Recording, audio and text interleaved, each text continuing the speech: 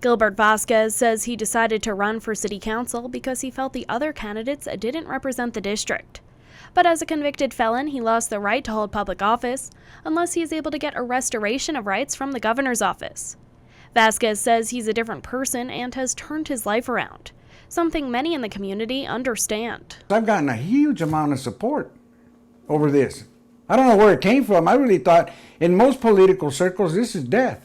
Vasquez says he's received a lot of help to overcome previous substance abuse problems, and now he's trying to give back. From the community, I gotta stress that, because that's why I'm trying to give back to the community.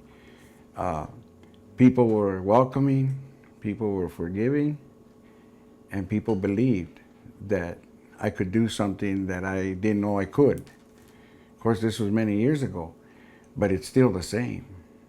So I still work with people that are struggling. That's what we do. And that's one of my reasons for running. The Las Cruces City Charter doesn't prevent a convicted felon from running for office as long as they are able to receive the gubernatorial pardon before taking the oath of office.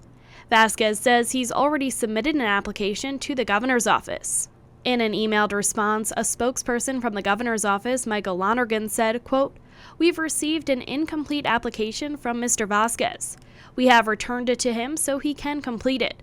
A felon seeking clemency must follow a specific process that was established by the governor, which includes an investigation report and recommendation from the parole board. Once completed, these will be reviewed," end quote. According to the Las Cruces spokesperson Udell Vigil, if Vasquez is elected but unable to receive a pardon, another election would need to be held. There would be a special election, likely sometime in December. Until then, the city councilor, Councilor Nathan Small, would either continue to hold that seat until the election, or if he were to vacate it, the seat would remain vacated until the election. Vigil says this is the first time the city has been in this situation, and there are still questions about the protocols of that special election. We're not sure whether the two candidates who are running against him would be the only ones who would be able to run, or if it would be an open field. Also not sure if the signatures that they obtained for candidacy to run in the first place would be able to be used in a special election. The city does not perform background checks on candidates running for office, and according to the Secretary of State's office, election laws do not provide the authority or requirement to run background checks on candidates applying to run for office.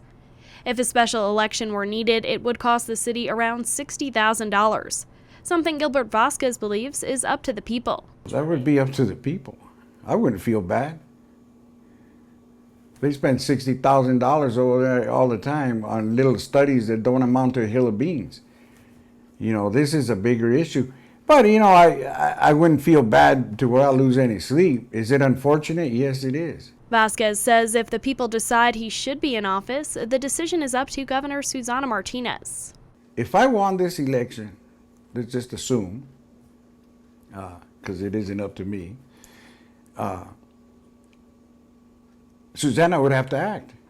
And if she didn't, she would have to say why she didn't, because the voters would have made a clear choice. Vasquez says he thinks there should be clearer rules at the state level to help bring people who have served their time back into society. At what point do you forgive a man?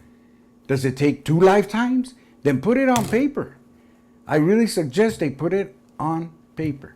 Come up with a number. If 33 years is not enough, then maybe they need to put 53. Maybe you need to put 63. I don't know, but they need, our leaders have to put a number on this, because as many people as they send through the system, this will come up again. Vasquez's opponents declined to comment on this story, but in a recent Las Cruces Sun News article, candidate Jack Ekman said, quote, "I don't think it should have any bearing on anything. He's been a good competitor," end quote. And candidate Richard Hall said he didn't have a comment, quote, "other than that I believe in second chances for everyone," end quote. For KRWG, I'm Samantha Sonner.